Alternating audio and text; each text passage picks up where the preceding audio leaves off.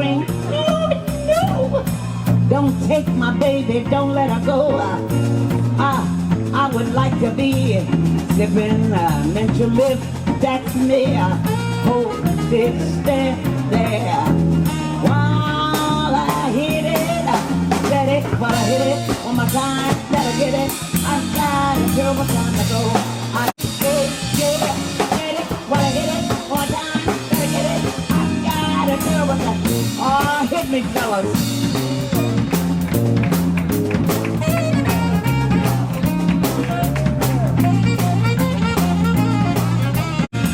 Sure would like to be underneath that willow tree with my head in my baby's lap, sitting on mentally back to back. Hold it, steady, while I hit it, steady, while I hit it, one more time, gotta get it. I got a terrible time to go. I said, young right now,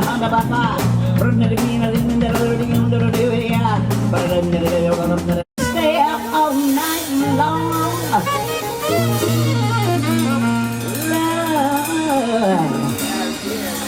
Love and happiness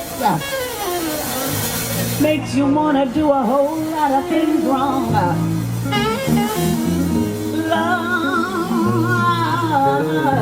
Sorry, guys.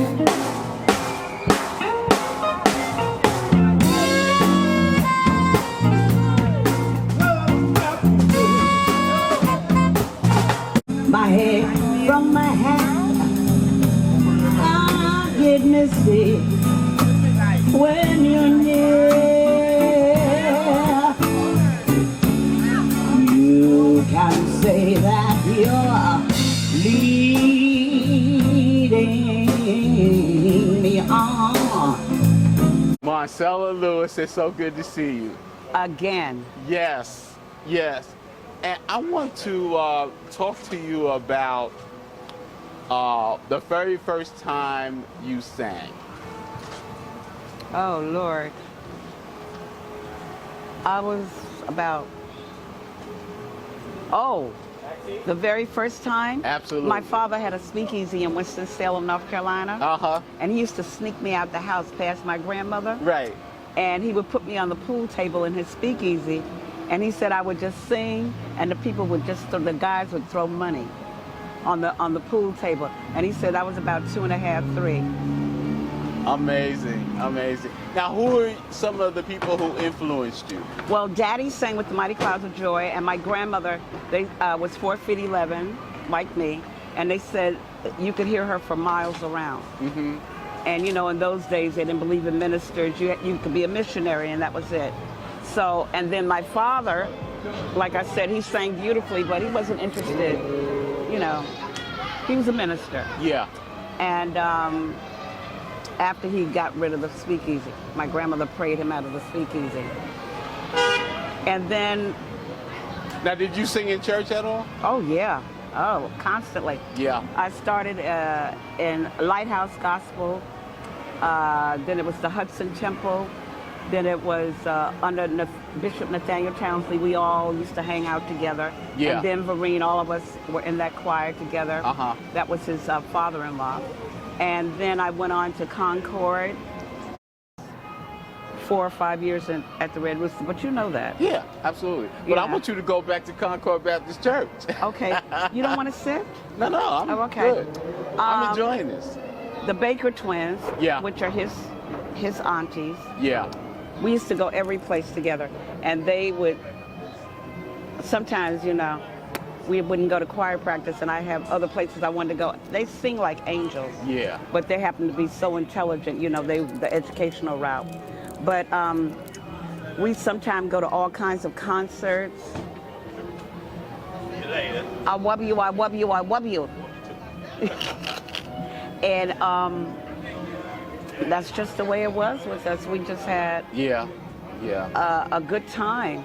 And I went on to pursue Broadway, but that really wasn't part of my thought. I didn't think. Yeah. But my mother, since I was little, I never had birthday parties. Mm-hmm. My birthday, when we lived in Yonkers or Brooklyn, I was brought down to the Teresa Hotel to get my hair done, which I hated.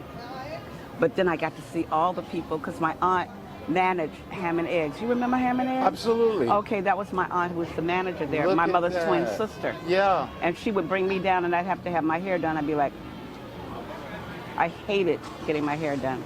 So then there was the, we moved back to Brooklyn.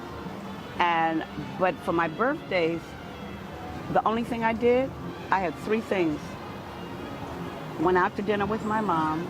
She took me to the circus, and always a Broadway show. Yeah. Yeah. Always. So you grew up in that environment. Yeah, of but it entertainment. never even dawned on me that that's what mentally my mother was grooming me. She was setting me up. And then John Motley, who became the first black chancellor of New York City Music. Yeah. Peter Wilhowsky, that was his mentor, and he was Peter's protege. Eugene Salmon, who did all the Broadway kids and Bette Midler and all of them when they got nodules and stuff. Those were my teachers, my instructors, and they were like very rough on me. And for the first 16, 17 years of my life, opera. Yeah. It was all opera. And I had a full scholarship to Juilliard, Case Western Reserve, the school in Philly. I had like 4 or 5 scholarships, and I walked away from everything. Yeah, and why was that? Well, Beverly Sills, I was going to be her protege. Uh-huh. And she owned that building, the first high-rise across from the Lincoln Center. Yeah. And what happened was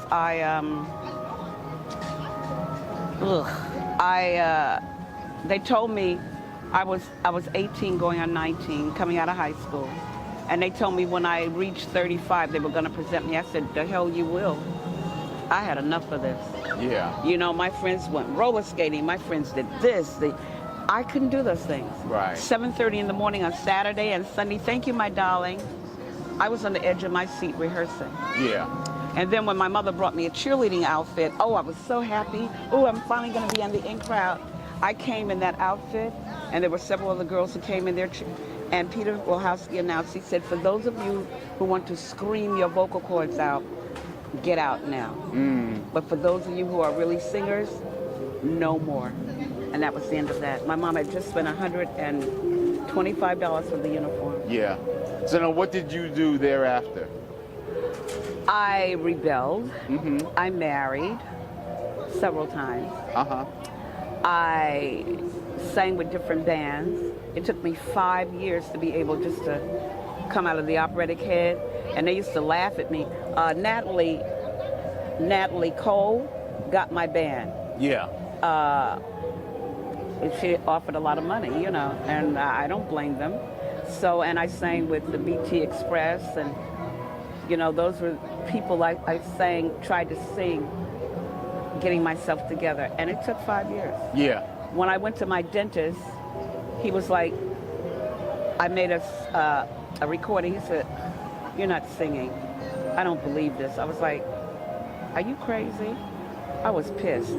And he was like about 25. He was young. Yeah. Like me, you know, and I'm like, how do you know? Because I grew up with jazz people in my house, and then I'm like, I was pissed. But he was right.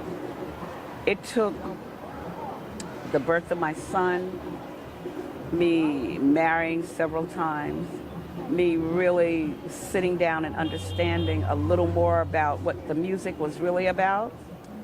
That's what it took, that type of knowledge for me to begin to come to myself. Right. But it took a while because I didn't really understand it. Then I went into the seminary because in my church, which was Triumphant Full Gospel Assembly, the bishop said, if you stay in this ministry, you're a minister.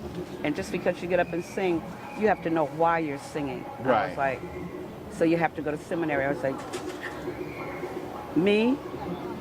I'm crazy. And at that point, I had done some off-Broadway, and then I went to bubbling. I did Ain't, I did The Wiz, I did Don't Get God Started, I Know I've Been Changed, and a couple others I can't remember. Yeah, yeah. You know, and he was always talking about, you need to spend more time at home, and I'm going, but I write you big checks every time I go on tour, so duh. Yeah. You know, and my son loved it. and I don't know. Yeah. But I'm glad that I was forced to go to seminary, because in seminary there is a book called The Tabernacle of David. They didn't have music in the temple. Yeah. When David came, David was God's delight, and he allowed David to bring music into the temple. And there used to be 2,000 singers in the temple. They never sat down. They always stood, and they drew lots as to who was going to minister for that service. Yeah. You know, so I began to understand that it's not about the show. It's about somebody really needs to hear a note that you're going to hit, and you have to be concentrated on them, and it doesn't matter what went on in your life. You could be mad as hell, but your assignment is to whoever needs to hear that note or that song. Yeah. And so going to the seminary began to groom me. And I got more and more understanding of who and what I was, more and more. And I was already in the ministry and didn't want to be. I don't want any parts of the ministry. I said, so many people have woke me up. Good to see you again. Same here. So many people have woke me up. And my husband, because I had 5 husbands. Yeah. You know, and 2 of them, 3 actually went through me being in the ministry, and they were like, you know so much. And I'm like, well, I don't know so much, but this is the way it is. So Yeah. Yeah. you know, I just got tired, Yeah. and I was so discouraged. And I'm saying, if you could people could wake me up to come out of my house, out of my bed with my husband, and go pray for their families, and they live. And you take my mother and my aunt and my father. You know, hello, God, what? Yeah. Yeah. You know, so I was, for 10 years. Wow. So what got you back into singing? Jean-Claude Baker. I worked for him on and off for 40 years. When I walked away from a contract, of a CBS contract, the nightclubs blackballed me. It was the mafia. Yeah. And they built me 2 clubs, and I walked away from all of that. Yeah. So that's what pushed me to Broadway Yeah. for the next 22 and a half years. Yeah. Now, I saw you in Bubbling Brown Sugar. You did? Yeah, I most certainly did. Oh my God. Yeah, Oh. And it's so interesting that whole series of those types of musicals began, in a sense, with Ruth Brown. Yes. You know, Yeah. and I knew her from. She had already retired from music, and she was living out on Long Island, and in the same town that I lived in. Oh. And then she was a hoot.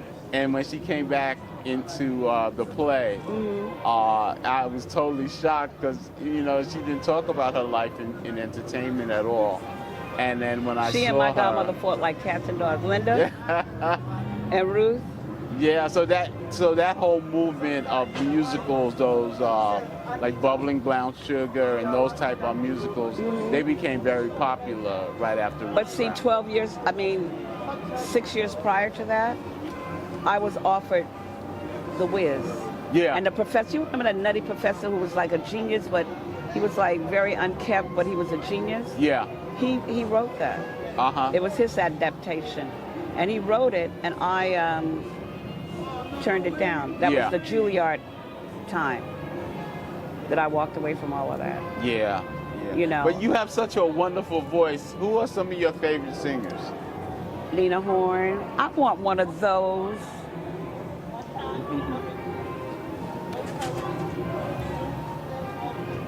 So you saying Lena Horne? Lena Horne, Linda Hopkins, Della Reese, Yeah. Nancy Wilson. I got canned from Columbia Records because they said I sounded too much like Nancy. Uh-huh. I was with Stagecoach, a Kool and the Gang's label, Uh-huh. and we got shelved. You know, when you sing, some of your attitude in your performance reminds me a little bit of Helen Hughes. Oh, really? Yes, yes, Okay. yes. Because, you know, she was somewhat sassy like you. But you know, though, what's her name from the village. You know who I'm talking about? Georgia Brown. Yeah. It's more, okay? Yeah. Georgia's really sassy, okay? I'm calm compared to her, yeah. compared to Ruth and Georgia, okay? Yeah, yeah. So that's just the way it was. I mean, and I'm so grateful to my mother. And I only started having birthday parties when I got older. Uh-huh. People gave them to me. I never gave a birthday party. Yeah. You know, the Red Rooster, they gave me 3 or 4. Yeah, yeah. So now where are you performing now? Well, like, we were at the Nostrand Social for 2 months. Yeah. And then we went to just doing birthday parties and weddings. And then I'm at the Brownstone Yeah. on Saturday. In Brooklyn, 107. I know. Okay. Well, give the address so that folks if they want to hear you 107 Macon. sing. 107 Macon. On Saturdays, but we're not inside yet. We're outside. Absolutely. But on Friday Which nights, is kind of nice. yeah, they do have inside, but I've only gone in twice. Yeah. Only twice. You know, so it's like it's deep. Yeah. So I'm so glad to see that you're working. You sound so wonderful. Today, you really sound great. And I can't wait to see you at the Brownstone. I live in Brooklyn. So I can't wait to see you perform there. And I want to say thank you so very much for your time. I'm so honored that you took out time to want to know some things about me. Absolutely. I adore you. And I love your singing. I love your singing style.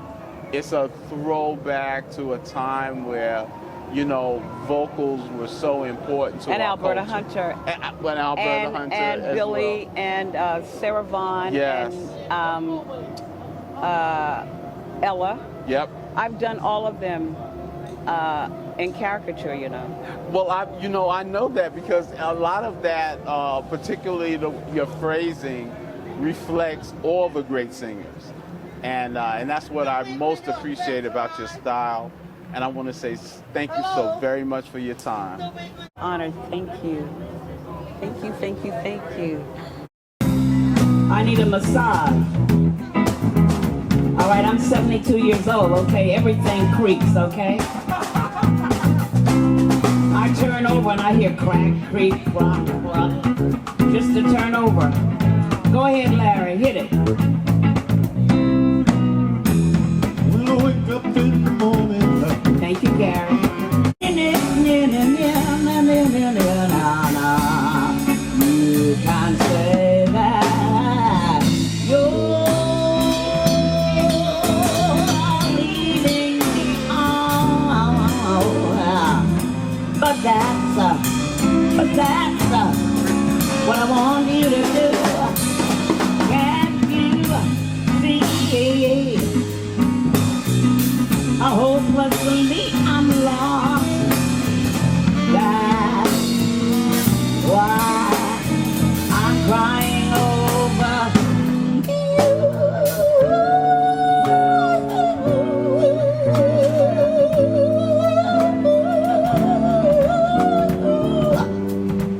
I don't know my hat from my head.